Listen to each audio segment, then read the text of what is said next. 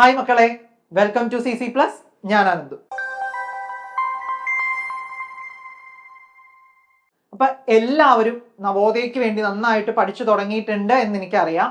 അപ്പൊ നമുക്ക് കുറച്ചും കൂടെ അഡീഷണൽ ആയിട്ട് മെന്റലബിലിറ്റി വേണ്ട കുറച്ച് കാര്യങ്ങളാണ് ഇന്ന് പറയാൻ പോകുന്നത്.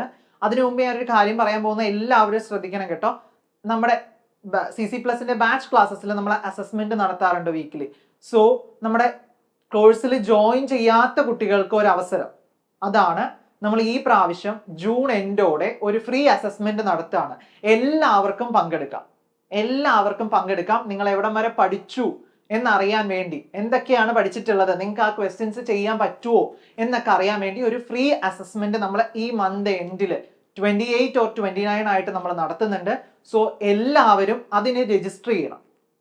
രജിസ്റ്റർ ചെയ്യാനായിട്ട് ലിങ്ക് എല്ലാം നമ്മൾ ചാറ്റ് ബോക്സിലെല്ലാം കൊടുത്തിട്ടുണ്ടാവും. ഇല്ലെങ്കിൽ നമ്മുടെ നമ്പറിൽ ഒന്ന് കോൺടാക്ട് ചെയ്യാം. ഓക്കെ, അപ്പോൾ ഈ കാര്യം മറക്കരുത്. ഫ്രീ അസസ്മെന്റ് ആണ്, എല്ലാവർക്കും എഴുതാൻ പറ്റും.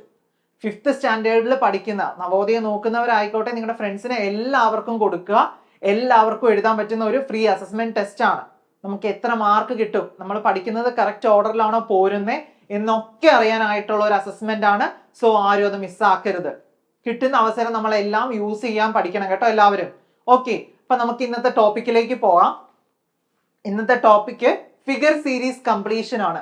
എല്ലാവരും ചോദിക്കുന്നുണ്ട്, ഈ ഫിഗർ സീരീസ് കംപ്ലീഷൻ പെട്ടെന്ന് നമ്മൾ എന്തൊക്കെയാണ് അതിനകത്ത് ചെയ്യാനായിട്ട്, സോൾവ് ചെയ്യാൻ ആദ്യം നമ്മൾ എന്തൊക്കെയാണ് ശ്രദ്ധിക്കേണ്ടതെന്ന് ചോദിക്കാറുണ്ട്. അപ്പൊ നമുക്ക് അതാണ് ഇന്ന് നമ്മൾ പറയാൻ പോകുന്നത്. നമ്മൾ ക്വസ്റ്റ്യൻസ് അല്ല ഡിസ്കസ് ചെയ്യാൻ പോകുന്നത്. എന്തൊക്കെയാണ് ആദ്യം ഫിഗർ സീരീസ് കംപ്ലീഷനിൽ ശ്രദ്ധിക്കേണ്ടത്, ആ ക്വസ്റ്റ്യൻ ഒരാൾ കാണുമ്പോൾ എന്തൊക്കെയാണ് നോക്കേണ്ടത് എന്നാണ് നമ്മൾ ഇന്ന് പഠിക്കാൻ പോകുന്നത് കേട്ടോ. എല്ലാവർക്കും അറിയാലോ, നമ്മുടെ ക്വസ്റ്റ്യൻസ് എല്ലാം എന്താ, ഫിഗേഴ്സ് ആയിരിക്കും. ഫിഗറിന്റെ ഉള്ളിലും ഫിഗേഴ്സ് തരുന്നുണ്ട് അല്ലേ. സോ അങ്ങനെ ഓരോ എലമെന്റ്സ് വെച്ചിട്ടാണ് നമ്മുടെ ഫിഗേഴ്സ് ക്വസ്റ്റ്യൻസ് പോകുന്നത്. അപ്പൊ നമുക്കത് നോക്കാം. ആദ്യത്തേതാണ് പൊസിഷൻ ഓഫ് ഡിസൈൻ. ഇവിടെ ജസ്റ്റ് എഴുതിയിരിക്കുന്നൊന്നും നിങ്ങൾ നോക്കണമെന്നില്ല. ജസ്റ്റ് നമുക്കൊരു സ്ക്വയർ ആണ് നമ്മുടെ ഫിഗേഴ്സ് എന്ന് എല്ലാവർക്കും അറിയാലോ. അതിൽ നമ്മുടെ പൊസിഷൻ എങ്ങനെയാ വരുന്നതെന്നാ നോക്കിക്കേ. ഇവിടെ സെന്ററിൽ ഒരാൾ ഉണ്ടായിരിക്കും, സെന്റർ ഡിസൈൻ ആയിട്ട് കേട്ടോ. സെന്റർ ഡിസൈൻ ആയിട്ട് ഒരാൾ ഉണ്ടായിരിക്കും. അതേപോലെ ടോപ്പ് അല്ലെങ്കിൽ അപ്പർ മിഡിലായിട്ട് ഒരാൾ ഉണ്ടായിരിക്കും.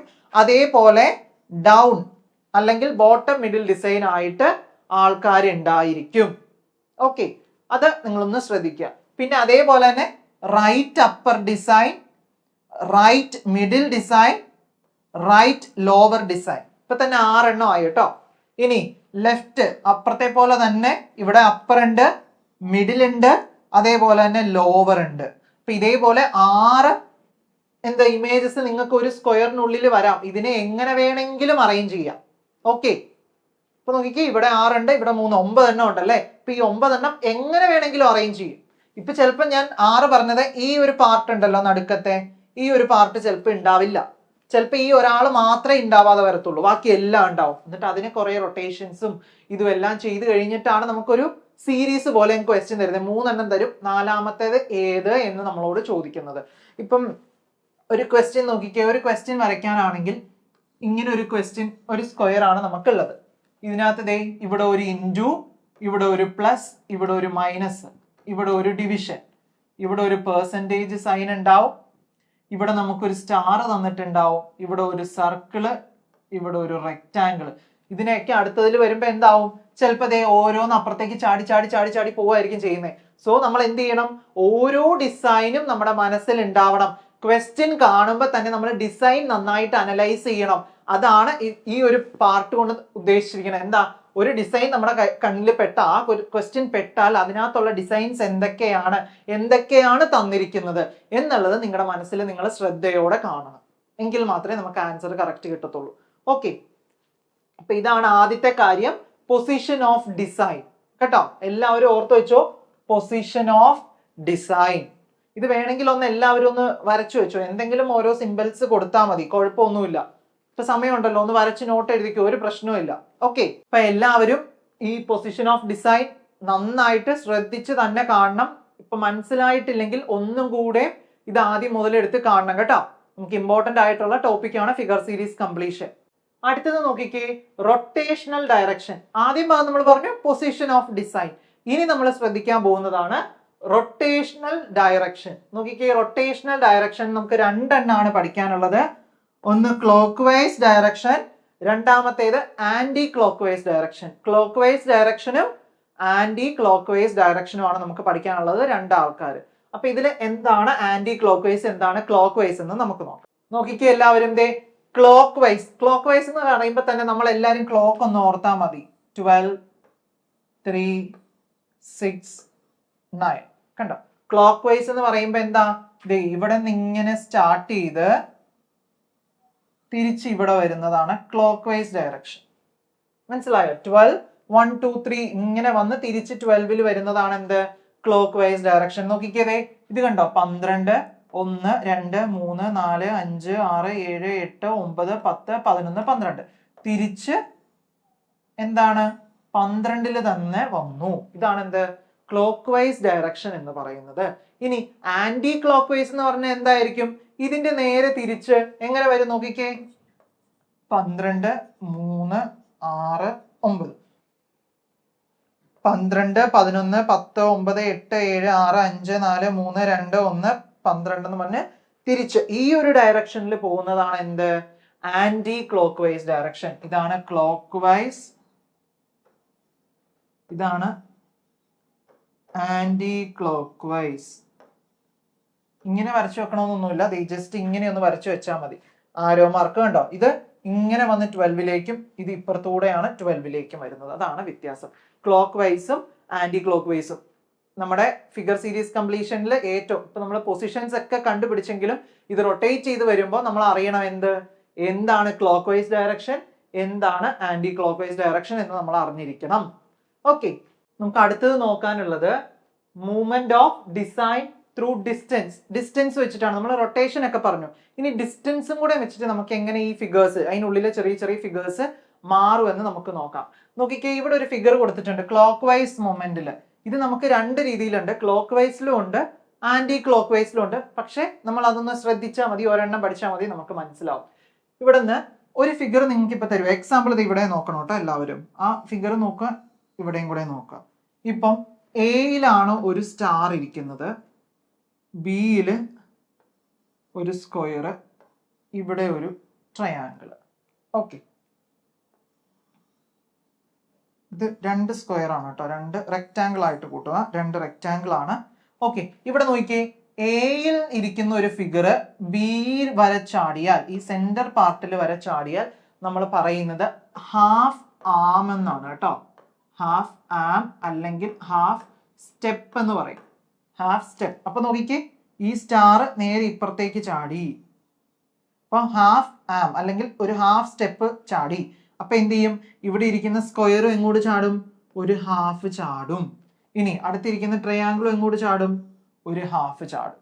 അപ്പൊ ഇതേപോലെ ഇങ്ങനെ ചാടി ചാടി പോകുന്നത് നോക്കാൻ വേണ്ടിയാണ് നമ്മൾ ഈ ഡിസ്റ്റൻസ് നോക്കുന്നത്. അപ്പൊ നോക്കിയേ, എ ടു ബി എന്ന് പറയുന്നത് ഹാഫ് ആം ആണ്. അങ്ങനെയാണെങ്കിൽ എ ടു സി ചാടുക, എയിൽ നിന്ന് നേരെ സിയിലേക്കാ ചാടും. നോക്കിയേ, ഈ സ്റ്റാർ നേരെ ഇങ്ങോട്ടാ ചാടുന്നതെങ്കിൽ നമ്മൾ എന്ത് പറയും, ഈ സ്റ്റാർ നോക്കി ഒരു ഫിഗർ, ആ ഫിഗറിൽ ഈ ഒരു സ്ക്വയർ തന്നു, ഈ സ്ക്വയർ നേരെ ഇവിടെ നിന്ന് ഇപ്പുറത്തേക്കാണ് ചാടുന്നതെങ്കിൽ നമ്മൾ അവിടെ എന്തെന്ന് പറയും, 1 ആം എന്ന് പറയും. രണ്ട് ആര ചേർന്ന് ഒരു ആം എന്ന് നമ്മൾ പറയും. നോക്കി, ഒരു സ്റ്റെപ്പ് ചാടി എന്ന് പറയും. അങ്ങനെയാണെങ്കിൽ ഈ എയിലിരിക്കുന്ന ഫിഗർ, ഇതാണ് എ ഫിഗർ, ഇത് ഡിയിലേക്ക് ചാടുക, ഇത് ഡിയിലേക്ക് ചാടുക. ഡിയിലേക്ക് ചാടുവാണെങ്കിൽ എത്ര ആം ചാടി എന്ന് നമ്മൾ പറയും, ഇത് 1, ഇത് 1, ഇത് അര. അപ്പൊ എത്രയാ, 1.5 ചാടിയല്ലേ. 1 ഫുൾ ആമും ഒരു ഹാഫ് ആമും കൂടെയാണ് ചാടിയിരിക്കുന്നത്. അപ്പൊ നോക്കിയേ, എ ടു ഡി ചാടി എന്ന് പറഞ്ഞാൽ അതെന്താ, 1.5 ആം ആണ് കേട്ടോ, 1.5 ആം ആയിരിക്കും.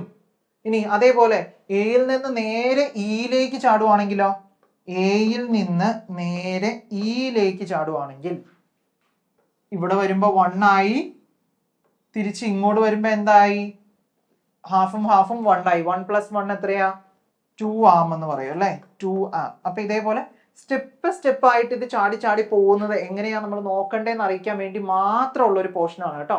ഇപ്പൊ ഇതേ ഒരു സ്റ്റാർ ഇവിടെ വന്നു, ഞാൻ പറഞ്ഞില്ല, ഒരു സ്റ്റാർ ഇവിടെ വന്നു, ഒരു ട്രയാങ്കിള്, ഒരു സർക്കിള്, അതേപോലെ നമുക്കൊരു പ്ലസ് മൈനസ് ഡിവിഷൻ സൈൻ തന്നു, ഒരു സ്ക്വയർ തന്നു, ഒരു പെന്റഗൺ തന്നു. ഓക്കെ, ഇപ്പൊ ഇങ്ങനെ ഒരു ഡിസൈൻ തന്നു. അപ്പൊ ഇതിന്റെ അടുത്ത ഫിഗർ നമ്മളൊക്കെ പറയണത് എന്തായിരിക്കും? ഇതിനെ ഇപ്പുറത്തേക്ക് ചാടി ചാടി ഉള്ളതായിരിക്കും. അപ്പൊ നോക്കിക്കേ, മുകളിൽ പ്ലസ് വരും, സ്റ്റാർ ഇപ്പറേ വരും, ട്രയാങ്കിൾ ഇപ്പുറത്തോട്ട് വരും. ഇത് ഒരു സ്ക്വയർ ആണ്. ഇതിനെ അടുത്തത് സെറ്റിലേക്ക് പോകുമ്പോൾ നോക്കിക്കേ, ട്രയാങ്കിൾ ഇവിടെ വന്ന സർക്കിള് താഴെ വരും, പെന്റഗൺ ഇവിടെ വരും. ഈ സ്ക്വയർ നേരെ ഇപ്പുറത്തോട്ട് ചാടും, ഡിവിഷൻ ഇവിടെ വരും, മൈനസ് മുകളിൽ വരും. കണ്ടോ? അപ്പൊ ഇതേപോലെ ചാടി ചാടി പോകുന്നത് നമുക്ക് ഇതിനകത്ത് കണ്ടുപിടിക്കണമെങ്കിൽ എന്തറിയണം? ഈ ഹാഫ് ആം എന്താണെന്നറിയണം, 1 ആം എന്താണെന്നറിയണം. ഓക്കെ, ഇപ്പൊ ഇതറിഞ്ഞാൽ മാത്രമാണ് നമുക്ക് ഈ ഒരു കാര്യം പെട്ടെന്ന് ചെയ്യാൻ പറ്റത്തുള്ളൂ. ഇതിപ്പോ ഇങ്ങനെ തിയറി പാർട്ട് പോലെ കേൾക്കുമ്പോഴാണ് നിങ്ങൾക്ക് ഡൗട്ട് വരുന്നത്. ഇതിന്റെ ക്വസ്റ്റ്യൻ അടുത്ത ഒരു പാർട്ടായിട്ട് വരുന്നുണ്ട്. സോ അപ്പൊ നിങ്ങൾക്ക് അതിനകത്ത് അത് ക്ലിയർ ആവും എങ്ങനെയാണെന്ന് കേട്ടോ. ഓക്കെ, അപ്പൊ ഈ സെയിം ഇതെന്ത് നമുക്കുണ്ട്? ആന്റി ക്ലോക്ക് വൈസ് മൂവ്മെന്റിലും കൂടെ ഉണ്ട്. ആന്റി ക്ലോക്ക് വൈസ് മൂവ്മെന്റിൽ അത് നമ്മൾ പറയുമ്പോ എങ്ങനെ പറയും? നോക്കിക്കേ, എയിൽ നിന്ന് എച്ചിലേക്കാ പോകുന്നത്. എയിൽ നിന്ന് എച്ചിലേക്ക് ഇവിടെ ഉള്ളയാള് താഴത്തേക്ക് വരുവാണ്. ഈ ഒരു ഫിഗർ ഇതായിരുന്നു ഒരു സ്ക്വയർ. ഈ സ്ക്വയർ രണ്ടാമത്തെ ഫിഗറിൽ എത്തിയപ്പം ഇവിടെ വന്നു. അപ്പൊ എന്താ? 1 ആം ഡിസ്റ്റൻസ് പോകുന്നു. 1 ആം ഡിസ്റ്റൻസ് ഇത് സഞ്ചരിച്ചു. അപ്പൊ ഇനി അടുത്ത ഫിഗർ എന്ന് പറയുന്നത് എന്തായിരിക്കും? ദേ ഇവിടെ തന്നു. അങ്ങനെയെങ്കിൽ ഇവിടുത്തേതാണ് ക്വസ്റ്റ്യൻ മാർക്ക്. ഇവിടെയും 1 ആം, ദേ ഇവിടുന്ന് 1 ആം അത് നീങ്ങിയിട്ടുണ്ട്. അപ്പൊ അടുത്തത് എന്തായിരിക്കും? ഇവിടെ നിന്ന് 1 ആം ചാടണം. അപ്പൊ എങ്ങനെ നമുക്ക് ആ ഫിഗർ വരും? നോക്കിക്കേ, ഇവിടെ ആ സ്റ്റാർ വരും. ഇങ്ങനെ വേണം നമ്മൾ ഓരോന്നും കണ്ടുപിടിക്കാൻ. ഇത് ക്ലോക്ക് വൈസിലും ഉണ്ടാവും, ആന്റി ക്ലോക്ക് വൈസിലും ഉണ്ടാവും. ഓക്കെ, ഇപ്പൊ നമ്മുടെ ടീം CC+ല് മിഷൻ നവോദയ 2025 ബാച്ച് സ്റ്റാർട്ട് ചെയ്തിട്ടുണ്ട്. അപ്പൊ എല്ലാവരും ശ്രദ്ധിക്കേണ്ട ഒരു കാര്യമാണ്. നവോദയ എഴുതണം എന്ന് ആഗ്രഹിക്കുന്ന കുട്ടികളും പേരൻസ് എല്ലാവരും ശ്രദ്ധിക്കേണ്ട ഒരു കാര്യമാണ്. ഞാൻ വീഡിയോയുടെ ആദ്യം പറഞ്ഞതുപോലെ ഒരു അസസ്മെന്റ് എന്നുള്ളത്. ആ അസസ്മെന്റ് എല്ലാവരും ഒന്ന് അറ്റൻഡ് ചെയ്ത് നോക്കണം. ഓക്കെ, അപ്പോഴേ നമുക്ക് ഏത് ലെവലിലാണ് നമ്മൾ നിൽക്കുന്നതെന്ന് അറിയാൻ പറ്റത്തുള്ളൂ. നമ്മുടെ ഏറ്റവും നല്ല ഫീച്ചേഴ്സ് ആണ് എന്ത്? Providing mentorship and worksheet material നമ്മൾ പ്രൊവൈഡ് ചെയ്യുന്നുണ്ട്. ഒരു സാർ അല്ലെങ്കിൽ ഒരു ടീച്ചർ നിങ്ങൾ ഡൗട്ട് ചോദിച്ചാൽ ആ ഓൺ ദ സ്പോട്ട് അല്ലെങ്കിൽ ആ ഒരു ടൈമിനുള്ളിൽ പറയാൻ അവരവിടെ റെഡി ആയിരിക്കും. അതേപോലെ തന്നെ നമ്മൾ സിലബസ് ബേസ്ഡ് ക്ലാസ്സസ് ആണ് കേട്ടോ. സിലബസ് ബേസ് ചെയ്തിട്ടുള്ള ക്ലാസ്സസ് ആണ്. ലൈവ് ആൻഡ് റെക്കോർഡഡ് സെഷൻ നമുക്ക് അവൈലബിൾ ആണ്. ലൈവ്, ഇപ്പോൾ ഒരു ലൈവ് നമ്മൾ സൂമിലായിരിക്കും ലൈവ് വരിക.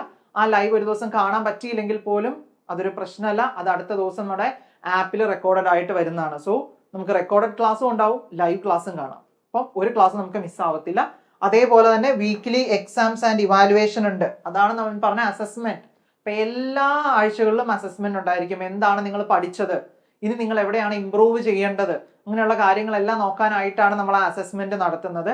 ലാസ്റ്റ് ആവുമ്പോൾ നമ്മൾ മോക്ക് എക്സാംസ് ഉണ്ടാവും, ക്വസ്റ്റ്യൻ പേപ്പർ ഡിസ്കഷൻസ് ഉണ്ടാവും. സോ ഇതൊക്കെയാണ് നമ്മൾ ഇന്ന് ചെയ്ത് നവോദയയിലേക്ക് നിങ്ങളെ എത്തിക്കാനായിട്ടുള്ള കാര്യങ്ങൾ. ഓക്കെ, അപ്പം ഞങ്ങളുടെ സൈഡിൽ നിന്ന് തരുന്നത് മാത്രം പോരാ, എന്തും കൂടെ വേണം. നിങ്ങളുടെ സൈഡിൽ നിന്നും, കുട്ടികളുടെ സൈഡിൽ നിന്നും ഒരു എഫേർട്ട് വേണം അല്ലേ. അപ്പൊ ഞങ്ങൾ പറയുന്ന കാര്യങ്ങളെല്ലാം പഠിച്ചാൽ, അല്ലെങ്കിൽ എന്തൊക്കെ പഠിക്കാൻ പറയുന്നു അതെല്ലാം കറക്റ്റ് ആയിട്ട് ആ ടൈമിനുള്ളിൽ പഠിച്ചു പോയാൽ മാത്രമാണ് ലാസ്റ്റ് നമ്മുടെ എക്സാം ടൈമിൽ നമുക്ക് ലാഗ് ഇല്ലാതെ സുഖമായിട്ട് പോകുള്ളൂ. കാരണം സ്കൂള് തുറന്നു, ഇനി വെക്കേഷൻ നമുക്ക് പറയാനില്ല. സ്കൂള് തുറന്നു, ഇനി നമ്മൾ എന്ത് ചെയ്യണം?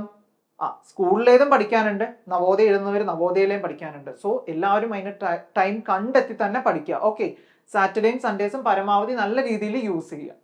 ഓക്കെ, അപ്പൊ നമുക്ക് അടുത്തൊരു വീഡിയോ ഇതിന്റെ ബാലൻസ് ആയിട്ട് അടുത്ത ക്ലാസ്സിലേക്ക് വരാം. Stay tune.